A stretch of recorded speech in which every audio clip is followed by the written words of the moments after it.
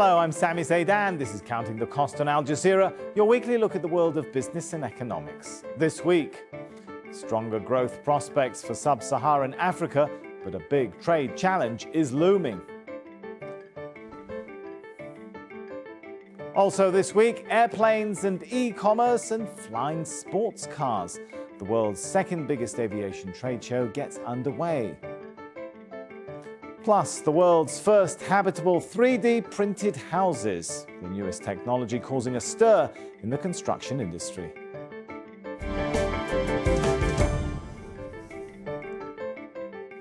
Well, this week, the International Monetary Fund upgraded its growth outlook for sub-Saharan Africa in 2019, citing a recovery in Nigeria.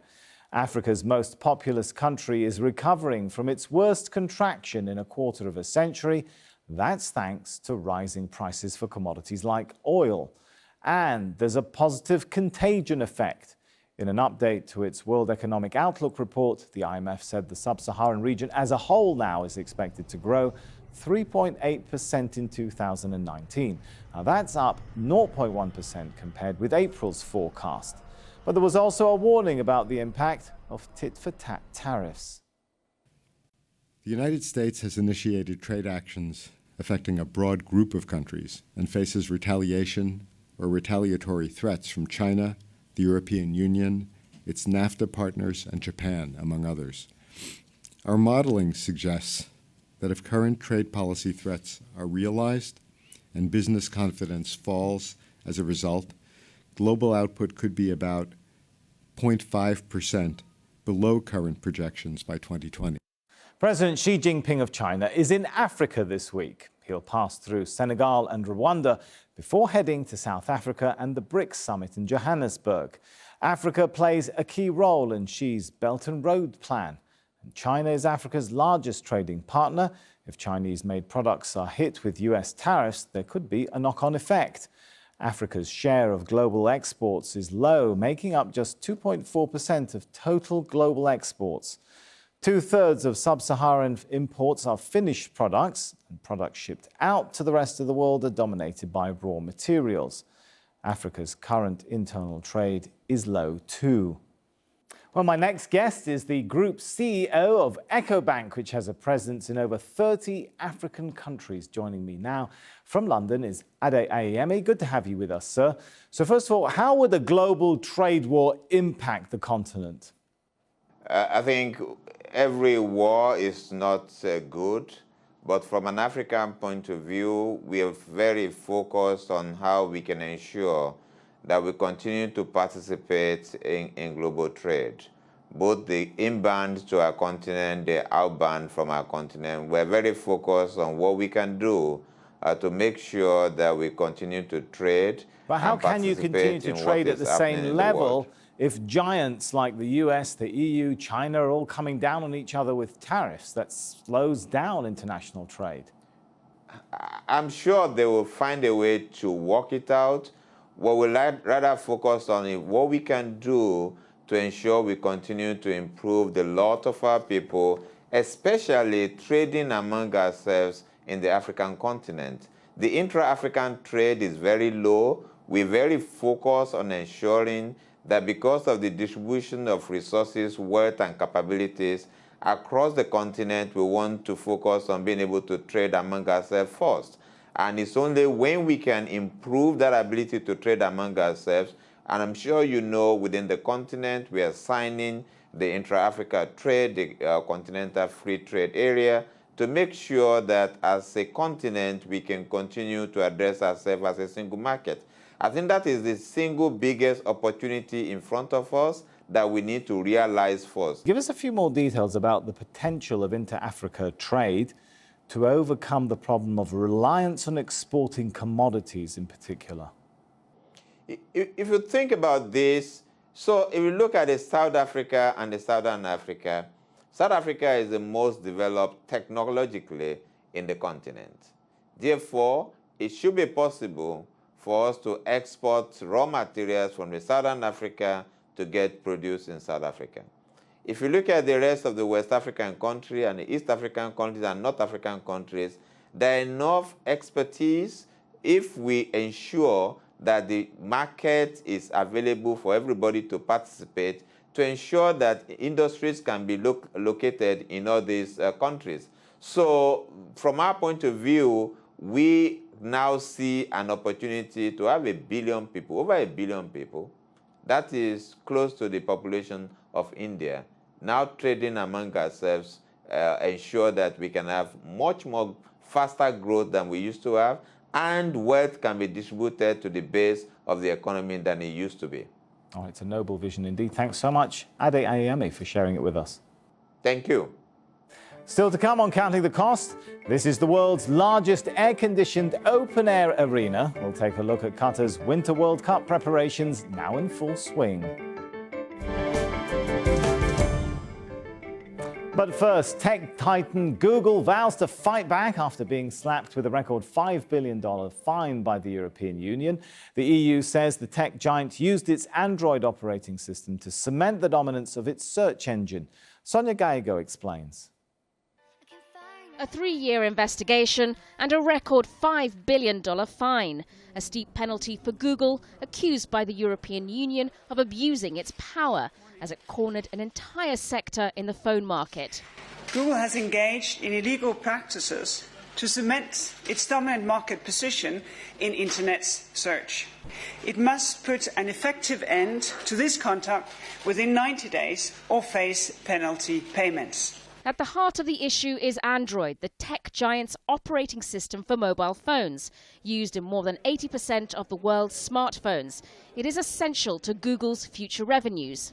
It's easy to make high-quality video calls with Duo. The European Commission found Google had blocked competition by forcing phone makers to pre-install services such as its search engine and map software as a condition of using its operation system. It also paid phone manufacturers incentives if they installed Google Search without rival services. The case would seem to prove the point that there's no such thing as a free lunch when tech giants come bearing gifts, and Google is finding out to its cost it's having to concede. This is already the case in countries such as China and Russia. Now the French government has welcomed the decision to stop it from squeezing out any rivals.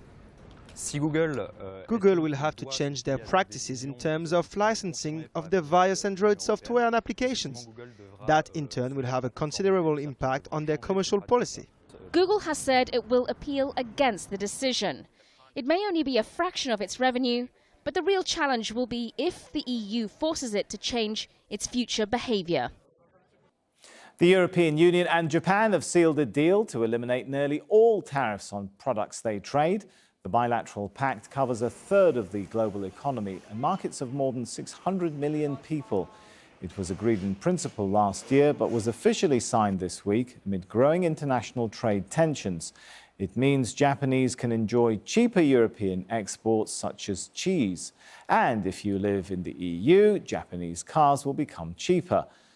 What's been dubbed the Cars for Cheese deal is likely to come into force next year.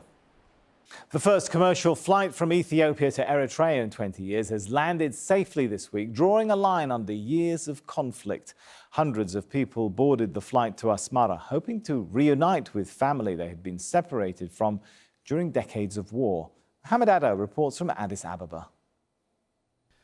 Dignitaries, journalists and businessmen board what Ethiopian Airlines calls its bird of peace. It's the first flight from Addis Ababa to the Eritrean capital Asmara this century. This day is heralding a new chapter in our relationship. We are connecting Asmara with Addis, and the fact that we are taking 2 flights at a time shows the eagerness, the demand, and the desire of the people. The airline operated 2 flights within 15 minutes of each other because of overwhelming demand. The majority on board are people separated from their families by the border war which began in 1998. I don't have words to tell how tough it was. We caught up with Addis Alem Hadgo, a journalist with the state media, as he packed his bags. He was separated from his Eritrean wife and 2 daughters 17 years ago. She was forced to flee after being sacked from her government job in Ethiopia because of her nationality. I will believe this is not a dream when I land in Asmara. I had never imagined the possibility of peace between Ethiopia and Eritrea during my lifetime. The weight and lack of communication with my family was painful. I felt like I had an incurable disease. Asmara becomes the 115th destination for Ethiopian Airlines, which has also announced it has acquired 20% of the little-known Eritrean Airlines. The road linking the two countries is also being renovated before vehicles are allowed to fly again. Eritrea has agreed to grant access to its ports, a boon for Ethiopia, which lost its main route to the sea with the outbreak of the war 20 years ago. If we started connecting our populations, we have a big market in Eritrea. By some token, Eritreans would tap the opportunities in Ethiopia. So it's our hope that the opening of the port and the relaunching of the Ethiopian Airlines to Asmara would further strengthen the economic ties between Ethiopia and Eritrea. Renewed ties with its much larger neighbor with a population of more than 100 million people also raises the prospect of revival for Eritrea's ailing economy.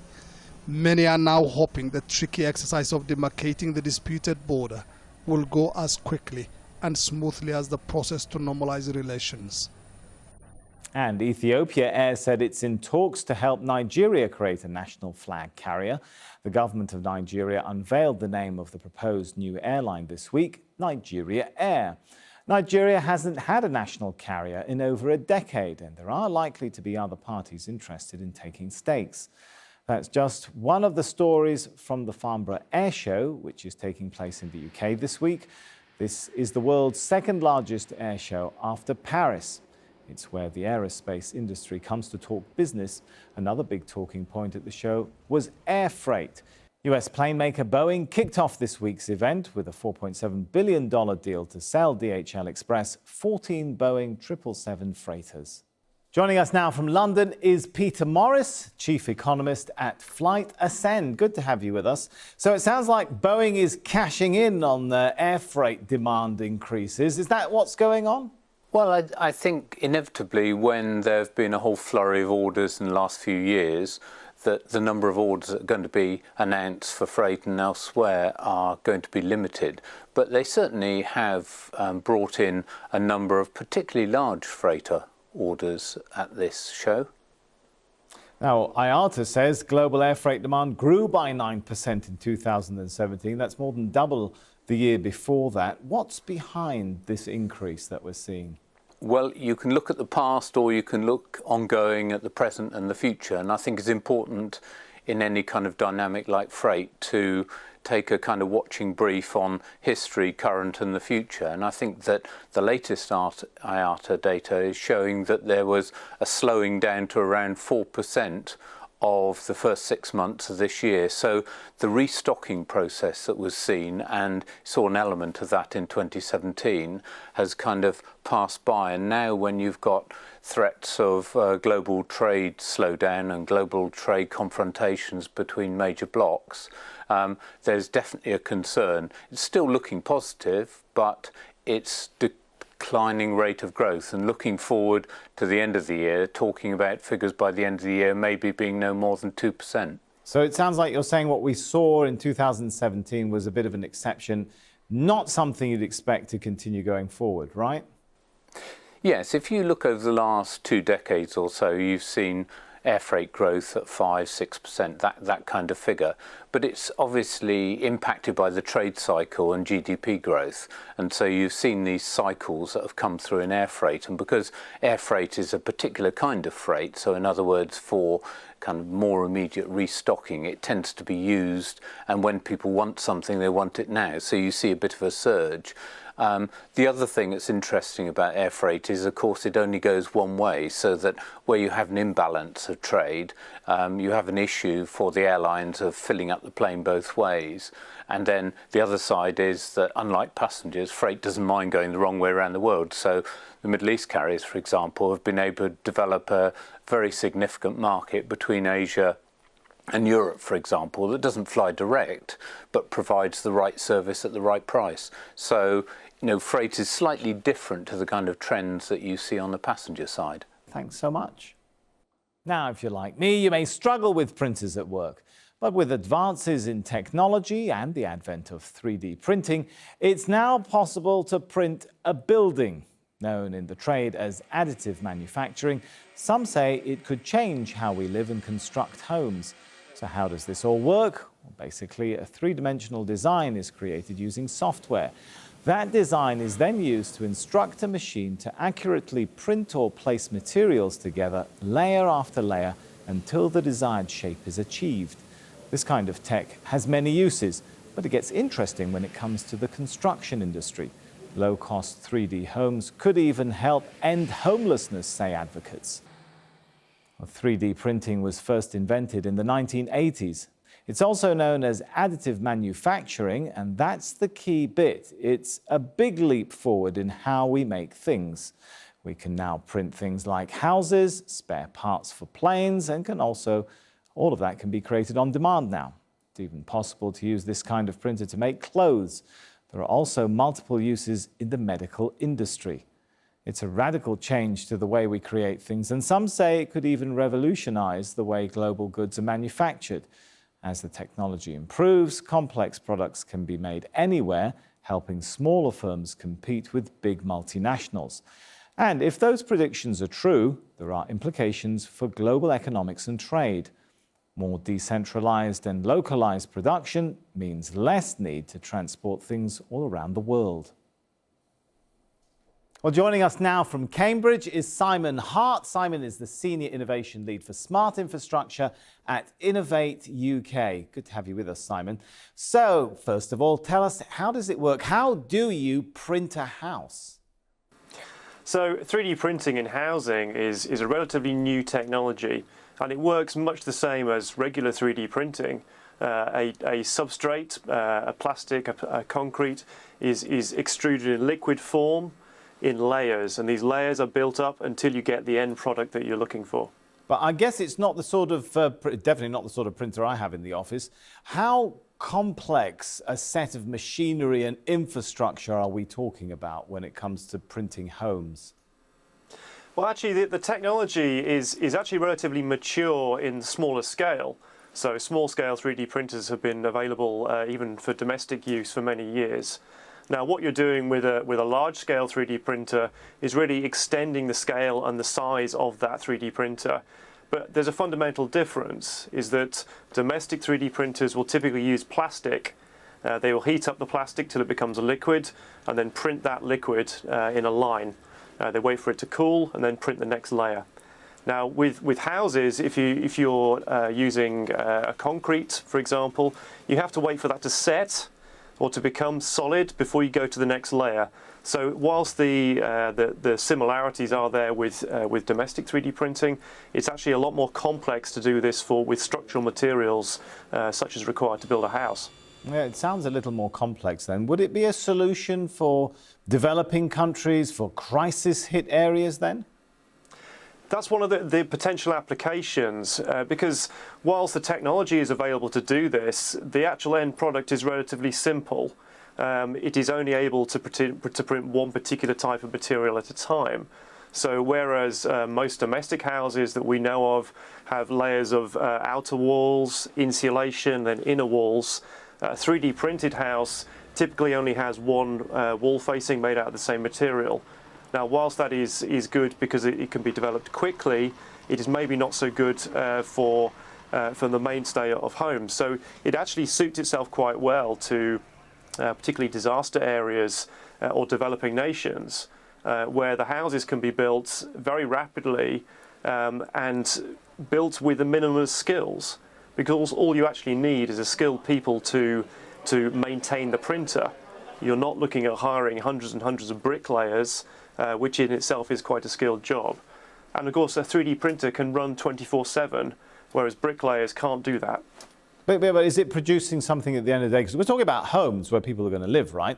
Is it going to produce something that's reliable, that's, do we know how it will be impacted by environmental factors over time and so on? Well, that's one of the challenges. So 3D printing in the construction industry is quite a new technology. Whereas traditional build, bricks, mortar, concrete, we've used those for hundreds and hundreds of years. So we know that technology. There's lots of history and proof in different climate zones, in different climate types. 3D printing is relatively new, so that testing has yet to be done. And I think one of the challenges here particularly is the longevity, the durability of 3D printed structures, particularly in areas of harsh climates, extremes of heat, extremes of cold, flooding and even earthquakes. Does this have the potential to radically change and lower production costs and revolutionize the whole concept and basis of production of scale and economies of scale? Ultimately, over a long period, yes, it does. But we have got a long way to go. Bearing in mind the digitisation of the construction industry has only really happened over the last few years. So if you take that, we're unlike let's say the automotive industry or the aerospace industry that have been using computer design and robotics and simulation for many, many years. Construction has only really started on that journey fairly recently. But I think if you fast forward 10, 20 years, you'll certainly see this big intervention with the use of robotics, 3D printing, machine learning and higher intelligence, artificial intelligence on the construction site to improve the quality, improve the output. So, but hang on, Sam, what does that mean ultimately? For human intervention. That smaller companies, perhaps even individuals, can now produce economically produce things that were, you could only buy from large corporations. Well, that's the interesting part of this technology, is it actually is a great leveler. So robotics being available relatively cheaply to a great number of people does have the ability to transform the way the industry operates. But it's still part of a structural mix and a structural transformation of the industry that is in progress. Fascinating. Globalization comes full circle, eh? Thanks so much for your thoughts on that. Thank you. And finally, the World Cup in Russia is now over, but all eyes are on the next host, Qatar, as they prepare for the tournament in 2022. The Gulf country will host the first World Cup in the Middle East. Joanna Gasharovska went behind the scenes to take a look at how preparations are going.